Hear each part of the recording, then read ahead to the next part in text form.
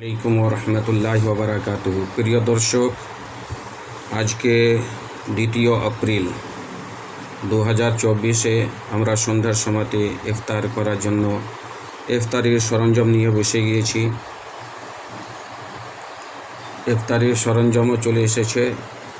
এই যে দেখছেন, এখানে একটা বরফি মিষ্টি রয়েছে, তরমুজ রয়েছে এবং এখানে মটর তরকারি রয়েছে, বেগনি, এবং এখানে 2 প্রকারের মিষ্টি, এখানে একটা নিমকি রয়েছে, এই জায়গাতে শসা, এই জায়গাতে রয়েছে চেরি ফল, আঙ্গুর, খেজুর, কলা এবং আপেল, এই জায়গাতে দিয়েছে মৌসামি, এবং এই জায়গাতে পলিথিনে রয়েছে মুড়ি, এবং এই জায়গাতে একটা বোতল শরবত রয়েছে, জুস, ম্যাঙ্গো জুস রয়েছে, দিয়েছে দিল খুলে।